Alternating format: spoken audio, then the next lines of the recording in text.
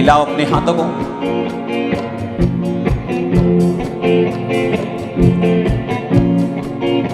खुदावन से बात करो, परमेश्वर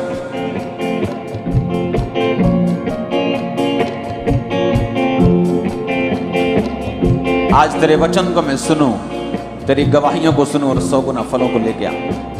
ये वचन जो मैं सुनूं मेरी जिंदगी में 100 गुना फलों को लेके आए। खुदावन अपने हाथों को उठाकर मांगो ऊंची आवाज में।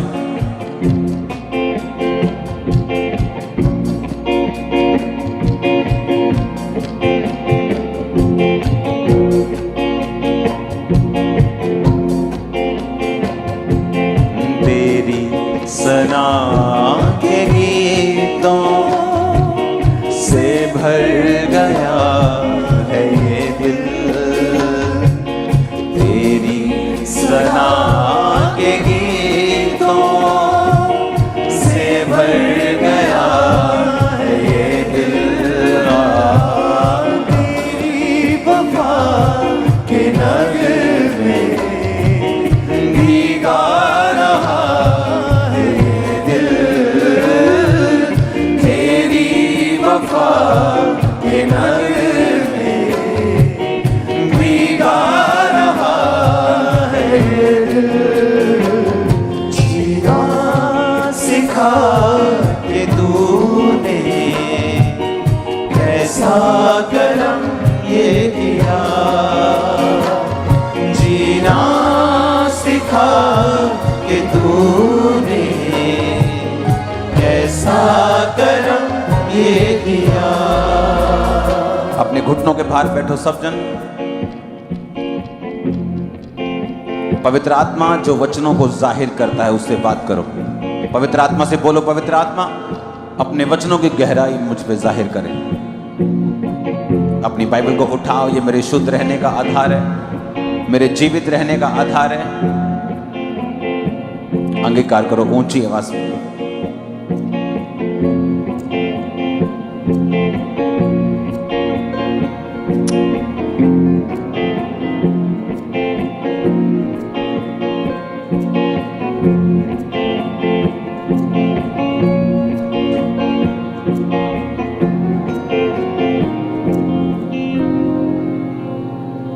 प्रभु यीशु मसीह के सामर्थ्य नाम में हम मांगते हैं, आमीन। ऊंचा ये ब्लेसिंग आपके चर्च।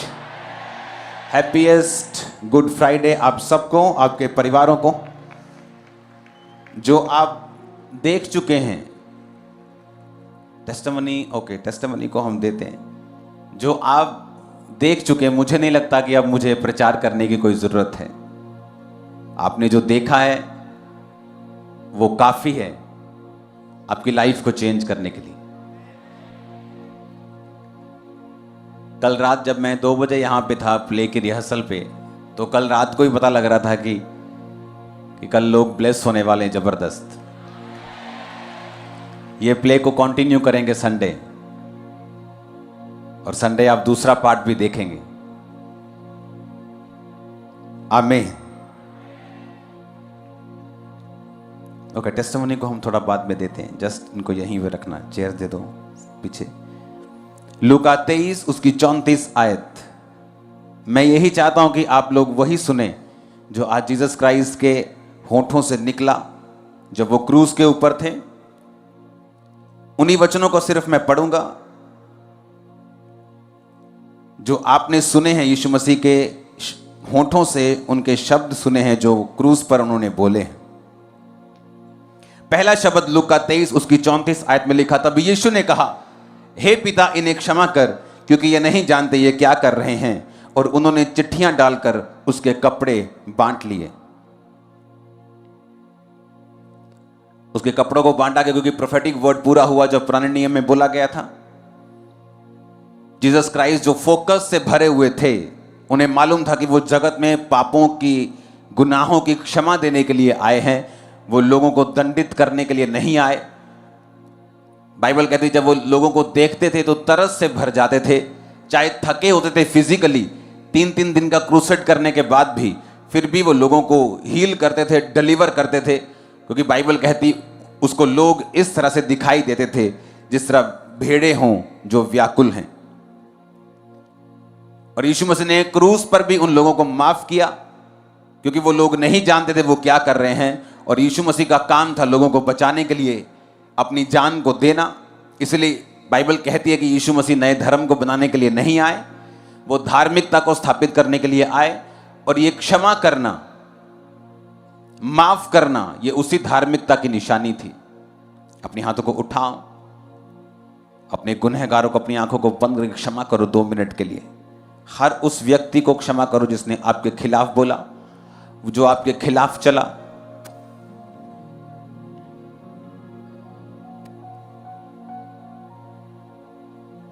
प्रभु यीशु मसीह के सामर्थी नाम में हम मांगते हैं। आप क्षमा नहीं कर सकते अगर आपका लाइफ, अगर आपकी जिंदगी जो है वो फोकस से भरी हुई नहीं, अगर आपने एक टारगेट नहीं रखा जो स्पिरिचुअल है। अगर आपका टारगेट है कि आप परमेश्वर की दी हुई मंजिल तक पहुंचना चाहते हैं, तो आपको यह मालूम होना चाहिए कि माफी ना देना, गुनहगारों को माफ ना करना और लोगों के लिए अपने दिल में नफरत को रखना, चाहे वो आपके गुनहगार क्यों ना हो, आपकी मंजिल से आपको दूर करता है। इसलिए बाइबल में लिखा है पति और पत्नी एक मन हो ताकि प्रार्थनाएं उनकी रुक ना जाएं। इसलिए बाइबल में लिखा तुम अपने कसूरवारों को माफ करो ताकि तुम्हारा पिता भी तुम्हें क्या करे, माफ करे। यीशु मसीह का टारगेट इतना क्लियर था, उनका फोकस इतना क्लियर था, इसीलिए जो उनको दर्द भी दे रहे थे, परमेश्वर यही कह रहे थे कि हे पिता उन्हें माफ कर। दूसरा शब्द परमेश्वर ने कहा लूका 23:43 में, यीशु ने कहा मैं तुमसे सच सच कहता हूं आज ही तू मेरे साथ स्वर्ग लोक में होगा। 2 डाकू परमेश्वर के, एक दाहिने एक बाहिने चढ़ाया गया था।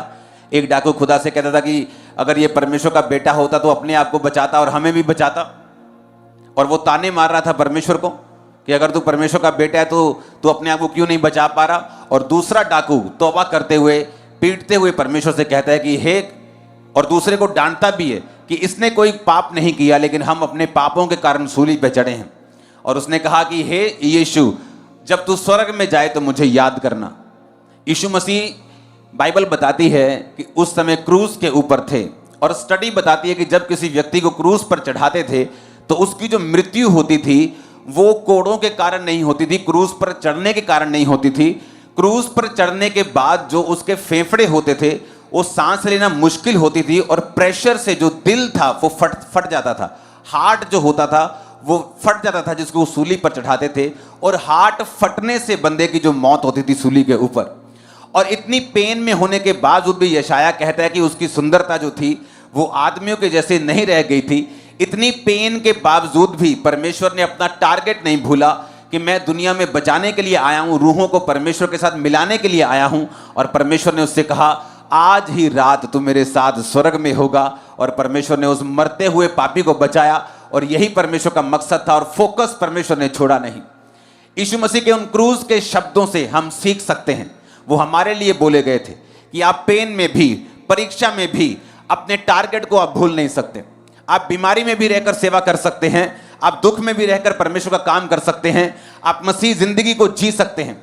इसलिए प्रभु यीशु मसीह ने यह नहीं कहा अरे चुप कर, तू जानता नहीं मुझे कितनी पेन हो रही, तू जानता नहीं मैं क्रूस पे हूं, मैं तो खुद नहीं बच पा रहा, तुझे क्या बचाऊंगा। लेकिन यीशु मसीह जानते थे कि मैंने अपनी मर्जी से अपने आप को इनके हाथों में दिया, और तीसरे दिन मैं मुर्दों में से जी उठूंगा, मैं इनके लिए मारा जाऊंगा और गाड़ा जाऊंगा। और परमेश्वर ने अपना टारगेट नहीं भूले, और उसको जाते जाते भी, मरते मरते भी परमेश्वर ने कहा आज ही रात, आज ही शाम तो मेरे साथ स्वर्ग में होगा। आमीन। पेन के बावजूद, दर्द के बावजूद भी जब आपका दिल ना करे परमेश्वर का काम करने के लिए, आप यीशु मसीह के इन शब्दों से सीख सकते हैं। जब आपका दिल नहीं करता परीक्षा में परमेश्वर का कोई काम करने का, टेस्टिमनी देने का, गवाही देने का, प्रेयर करने का, फास्टिंग करने का, आप यीशु मसीह के इन शब्दों से सीख सकते हैं। हालेलुया। यीशु मसीह ने यूहन्ना 19:26 में फिर कहा, फिर यीशु ने अपनी माता और उसके चेले को जिससे वो प्रेम रखता था पास खड़े होकर देखा, अपनी माता से कहा हे नारी देख ये तेरा पुत्र है। बाइबल कहती है परमेश्वर ने एक वचन कहा था कि मैं पुराने नियम को खत्म करने के लिए नहीं आया हूं। मत्ती 5:17 में लिखा ये ना समझो कि मैं व्यवस्था और भविष्यद्वक्ताओं की पुस्तक को लोप करने यानी गायब करने आया हूं। मैं गायब करने नहीं परंतु पूरा करने आया हूं। यीशु मसीह ने कहा मैं पिता के वचनों को गायब करने नहीं आया हूं, एक नया वचन बनाने नहीं आया हूं, बल्कि उन्हीं वचनों को पूरा करने के लिए आया हूं। उन वचनों में जो पहलोठा होता था, जो बड़ा बच्चा होता था, वो अपने माता और पिता की देखरेख करता था। तो यीशु मसीह क्रूज पर लटके हुए भी अपने वचन से वो हटे नहीं, अपनी ड्यूटी नहीं भूले। और सामने वाले चेले को, जो यूहन्ना था, कहा, हे यूहन्ना, ये तेरी माता है। हिंदी में लिखा हे नारी, लेकिन वो हे नारी नहीं है ओरिजिनल भाषा में। वो एक ऐसा शब्द है यूनानी भाषा में जो किसी औरत के लिए तब लिया जाता है जब कोई आदमी उसकी बहुत इज्जत करता है। इंग्लिश में लिखा वुमेन, ओ वुमेन, हिंदी में लिखा ए नारी। ए नारी जब मैं किसी आपको बोलूं ए नारी, तो कई बार ये इतना रिस्पेक्टेबल नहीं लगता, लेकिन यीशु मसीह ने जो शब्दों का प्रयोग किया यूनानी भाषा में, जो ओरिजिनल बाइबल लिखी गई है, जो ओरिजिनल वचन जिस भाषा में लिखा गया है, उस भाषा में उस वचन का मतलब था रिस्पेक्टफुल एक औरत। जैसे परमेश्वर अपनी मां को देख रहे थे, परमेश्वर ने कहा ये तेरा पुत्र है, और उसको कहा यूहन्ना चेले को कि ये तेरी माता है। और बाइबल कहती है वो चेला उसी समय उस माता को, जो परमेश्वर की अम्मा को, अपने घर में ले गया। और बाइबल कहती है फिर वो दोनों मां बेटा ठहरे, जबकि यीशु मसीह को मालूम था कि यीशु मसीह के बहुत सारे भाई बहन थे, मरियम के और भी पुत्र बेटियां और भी बच्चे थे, लेकिन परमेश्वर ने उन बच्चों को मरियम को नहीं सौंपा। ए लड़के, अब हिलना मत, चल बैठ जा यहां से। हालेलुया। बाइबल कहती है कि प्रभु यीशु मसीह ने ड्यूटी किसकी लगाई? यूहन्ना की। क्या यूहन्ना उसकी कोख से जन्मा हुआ था? नहीं, लेकिन यीशु मसीह क्रूस पर भी आपको एक मैसेज दे रहे थे। वो क्रॉस पर से भी आपको एक मैसेज दे रहे थे कि जो स्पिरिचुअल फैमिलीज हैं, कई बार वो ज्यादा मैटर करती हैं हमारी फिजिकल फैमिलीज से। हालेलुया। यीशु मसीह अपने भाइयों से बोल सकते थे कि भाई साहब, अम्मा का आप ध्यान रखना, तुम पहलोठे हो, मैं तो जा रहा हूं। लेकिन यीशु मसीह ने यूहन्ना को बुलाया, अपने चेले को बुलाया, एक आत्मिक बंदे को अपनी मां की ड्यूटी को सौंपा। आज से 18 साल पहले अगर मैं अपने परिवार की बात को सुन लिया होता तो शायद जिंदा भी ना होता, गुनाहों में, नशे में, जुए में, गलत कामों में पड़ा होता अगर मैं उनकी बात को सुनता। क्योंकि वो बोलते थे कि क्राइस्ट में नहीं जाना, मसीह में नहीं जाना। और मेरी जो स्पिरिचुअल फैमिली थी वो मुझे बताती थी कि अड़े रहना और खड़े रहना और परमेश्वर को छोड़ना मत। कई बार आपकी जो स्पिरिचुअल फैमिलीज हैं, क्योंकि जो परमेश्वर का मकसद है, जो परमेश्वर की बुलाहट और टारगेट है, वो परमेश्वर आपके मेंटर के मुंह से, आपके पास्टर के मुंह से, आपकी चर्च के मुंह से, वहां से वो आपके दिल में डालता है और आपसे वो बात करता है। पवित्र आत्मा आपके सेवक के जरिए से आपसे बात करता है, आपकी स्पिरिचुअल फैमिली के जरिए से। क्योंकि जो टारगेट, जो बुलाहट है, वो एक कांटेक्ट पॉइंट है, वो एक जरिया है उसे पूरा करने का आपकी लाइफ में। और कई बार हमें अपनी फिजिकल फैमिलीज को इग्नोर करते हुए भी उनकी बात को सुनना पड़ता है, क्योंकि हमें पता है अगर हम उनकी बात को नहीं सुनेंगे, अगर मैं उस समय अपनी स्पिरिचुअल फैमिली की बात को ना सुनता और अपनी फैमिली की बात को सुनता, तो आज वो भी बचाए ना जाते, मैं भी ना बचाया होता, आप लोग भी यहां नहीं बैठे होते। तो मेरा स्पिरिचुअल फैमिली की बात को सुनना मेरे उद्धार का कारण ठहरा, मेरी चंगियाई का, मेरी बरकत का। आज मेरे फादर मिनिस्ट्री में, मेरी मदर मिनिस्ट्री में, मेरे सब फैमिली मेरी सेवकाई में है। ये उसी कारण हुआ कि मैंने स्पिरिचुअल बातों को नंबर 1 में रखा, स्पिरिचुअल फैमिली को सुना, और आज वो भी बरकत में हैं। जो मुझे पीछे खींचना चाहते थे, आज वो परमेश्वर में चल रहे हैं। यीशु मसीह का बोलने का कोई ऐसे नहीं बोले उन्होंने शब्द, उन्होंने ऐसे वो चीजें को नहीं बोला, उनका एक मकसद था। हालेलुया। ऊंची आवाज में बोलो हालेलुया। यीशु मसीह ने कहा यूहन्ना, ये तेरी मां, तेरी मदर है, तेरी मां है, मां ये तेरा बेटा है। और बाइबल कहती है वो उसी दिन, not next day, same day लिखा, वो उसको अपने घर में लेके गया और वो उसकी मां ठहरी और वो उसका बेटा ठहरा। हालेलुया। अगर मैंने अपनी स्पिरिचुअल फैमिली की बात को ना सुना होता तो मैं आपको दावा करता हूं मैं यहां ना होता। हालेलुया। मेरे घर में इतना कलेश रहने लगा था और इतनी धमकियां जाती थी पास्टर्स को कि एक दिन उन्होंने फैसला कर लिया था और मुझे आने से मना कर दिया था। कहते थे आपके जो फैमिली हमें पीटेगी, वो हमारे पर कुछ प्रॉब्लम करेगी, आप यहां मत आओ। लेकिन जो ग्रुप के मेंबर्स थे हमारे, हम मिलते थे, छुप छुप के प्रेयर करते थे और फोर्सफुली ये साबित करने में लगे थे कि नहीं, हमें चर्च नहीं छोड़ना है। और वही हुआ, मैं जीता, खुदा जीता और शैतान हारा। इमेजिन करो, खुद उन्होंने मना कर दिया था फोन करके कि यहाँ मत आना। और मेरे जो टीम मेंबर्स उनको बोल दिया था कि अंकुर को बोलो कि ना तो अपनी ऑफरिंग लाए, क्योंकि ये ऑफरिंग अगर मना नहीं लेके आएगा चर्च में तो घर वाले बरकत नहीं पाएंगे, जब बरकत उड़ेगी तो अपने आप अकल आ जाएगी। लेकिन मुझे मालूम था परमेश्वर का प्लान ये है कि मैं आत्मिक बातों को ध्यान से सुनूं, क्योंकि जो खुदा का आत्मा मेरे मेंटर के जरिए से मुझसे बात कर रहा है वो मेरी डेस्टिनी को लेके जाएगा, क्योंकि मैं जो रियल में हूं उसी जरिए से पहुंच सकता हूं। अभी मैं जो हूं मैं रियल में नहीं हूं, क्योंकि जो खुदा की आंखों में मैं हूं, मैं तब खुदा के लोगों से ही वहां पहुंच पाऊंगा। हालेलुया। कई बार ये कड़वे साग पात की तरह लगता है, जब स्पिरिचुअल मैटर्स के लिए आपको कई बार अपनों को दुख देना पड़ता है, ये कड़वे साग पात की तरह लगता है, क्योंकि यीशु मसीह ने कहा जब मुझे खाना तो कड़वे साग पात के साथ खाना।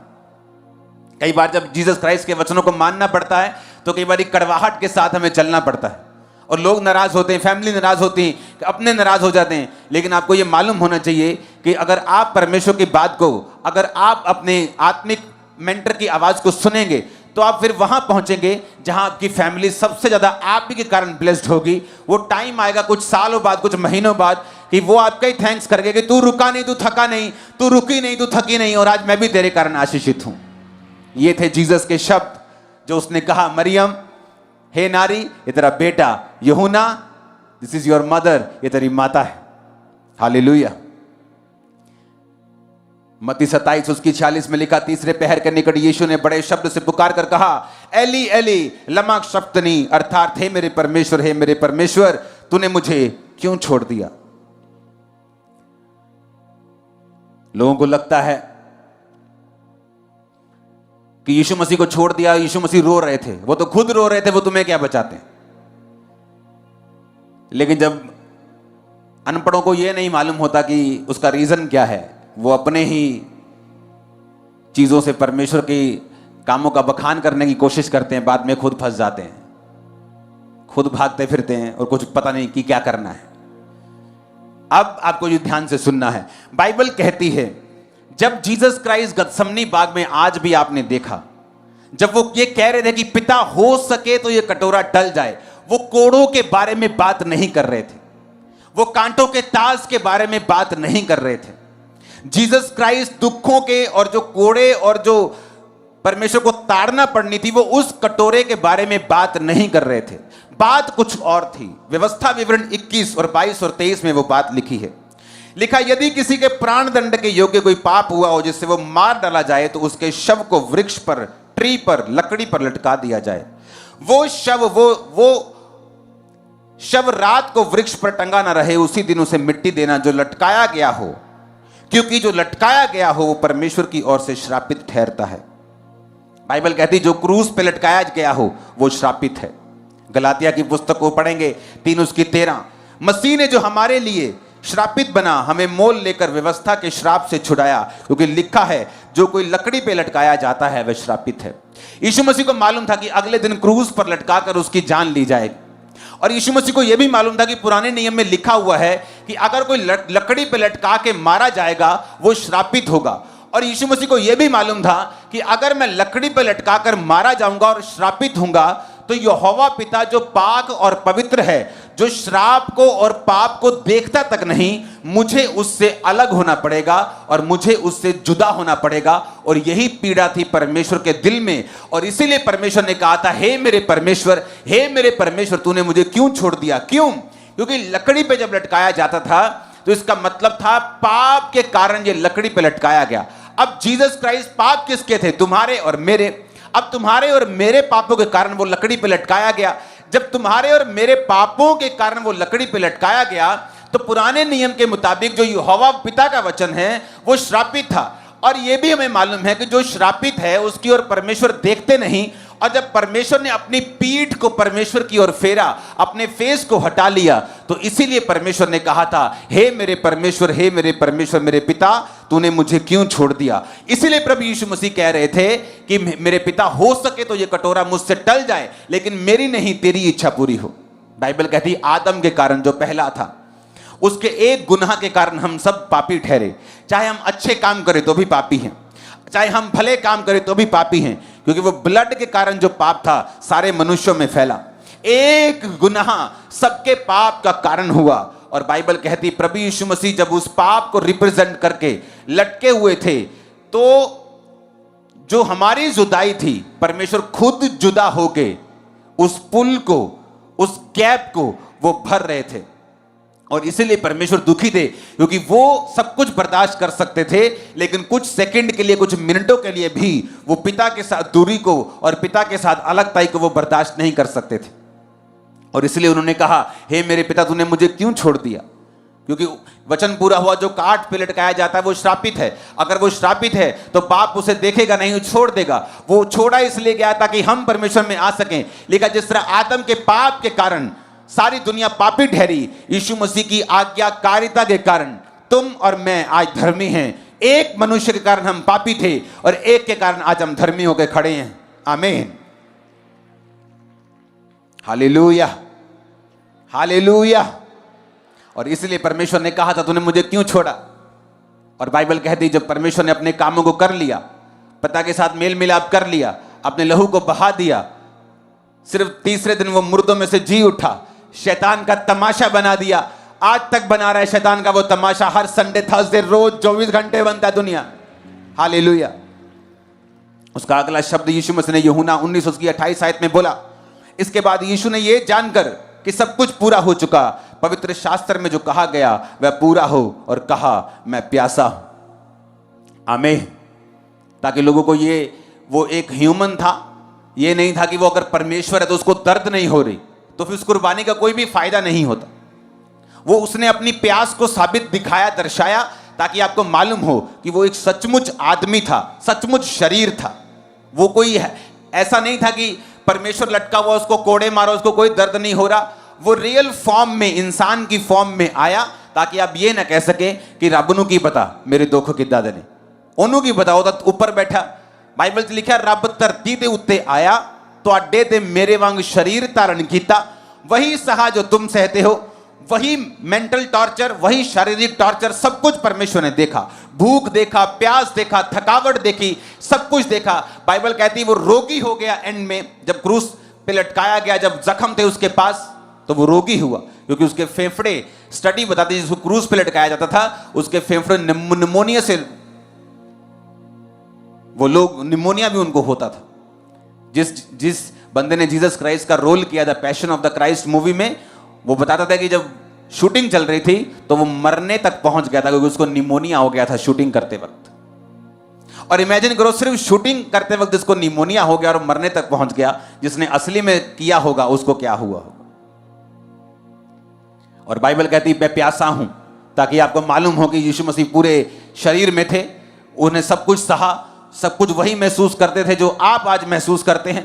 वो कमियां, वो घटियां, वो दुख, वो दर्द, वो सब कुछ जो एक इंसान जिस चीज से होकर निकलता है, वो सेपरेशन, वो अलगताई, वो रिजेक्शन, हर एक चीज, वो टॉर्चर, वो ताने, वो बीमारी, वो पीड़ा, वो दर्द, वो रिजेक्शन, एवरीथिंग उसने सहा, ताकि जब आज कोई दुखी परमेश्वर के पास आए तो उसको मालूम हो कि ये वो परमेश्वर है जो बातें करने वाला नहीं, ये वो परमेश्वर जिसने मेरे लिए सब कुछ सहा है और मुझे भी आजाद कर सकता है।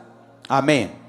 और बाइबल कहती है, अगला वचन यीशु ने कहा यूहन्ना 19:30 में, तब यीशु ने यह सिरका लिया और कहा पूरा हुआ, और सिर झुकाकर प्राण त्याग दिए, और ऊंची आवाज में प्राण त्याग दिए। आमीन।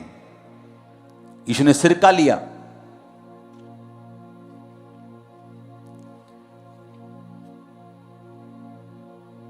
ऊंची आवाज में प्राणों को त्यागा और कहा सब पूरा हुआ। क्या पूरा हुआ? तुम्हारी चंगाई का काम। जब वो क्रूस उठाकर आ रहा था तो उसी रास्ते को, उसी वे को, उसी सफर को, हिंदी वाला सफर को पूरा कर रहा था जो तुम्हारा और परमेश्वर के बीच में गैप था। जब कांटों का ताज उसके सिर पे डाला गया और लहू बहा, तो वो तुम्हारे लिए राजा की कुर्सी पर, जिसको बोलते थे कि तू राजा है तो कांटों का ताज तुझ पे डालेंगे। कोड़े मारे जा रहे थे, तुम्हारी चंगाई का इंतजाम हो रहा था। गसमनी बाग में बाइबल कहती है उसका पसीना लहू की बूंदें बनकर निकल रहा था। इंग्लिश में बीमारी का नाम है ये कि जब कोई व्यक्ति बहुत ज्यादा स्ट्रेस में चला जाता है, मौत का स्ट्रेस, तो उसके पसीने में से कई बार ब्लड की बूंदें निकलती हैं। उस तरह के स्ट्रेस से परमेश्वर निकले तुम्हें स्ट्रेस से आजाद करने के लिए। तुम्हें चिंता ना हो, तुम्हें डिप्रेशन ना हो, तुम्हें बीमारी ना हो, तुम गरीब ना रहो, तुम अलग ना रहो, तुम बाप के साथ रहो। आमीन। इसलिए उसने कहा पूरा हुआ, एवरीथिंग फिनिश्ड। तुम्हारी चंगाई का काम पूरा हो चुका है। अब जीसस ने कोड़े नहीं खाने, तुमने बिलीव करना है। तुम्हारे उद्धार का काम पूरा हो गया, तुम्हारे फैमिली के उद्धार का काम पूरा हो गया, तुम्हारे छुटकारे का काम पूरा हो चुका है, तुम्हारे हर चंगाई का, बरकत का काम पूरा हो चुका है, तुम्हारे अच्छी लाइफ का इंतजाम हो चुका है। अब तुम्हें सिर्फ स्वीकार करना है। उस डाकू ने तो कोई बपतिस्मा भी नहीं लेने का टाइम था उसके पास। यानी कि आप ना लें, आपके पास टाइम है, आप क्रूस पे नहीं। जीसस ने कहा आज शाम तू मेरे साथ होगा, चल पार्टी करते स्वर्ग में। आमीन। आज शाम तू मेरे साथ होगा हेवन में, क्योंकि वो सारे काम पूरे हो चुके हैं। आपको बरकत चाहिए, काम पूरा हो चुका है। जस्ट जीसस के पास आना और बिलीव करना।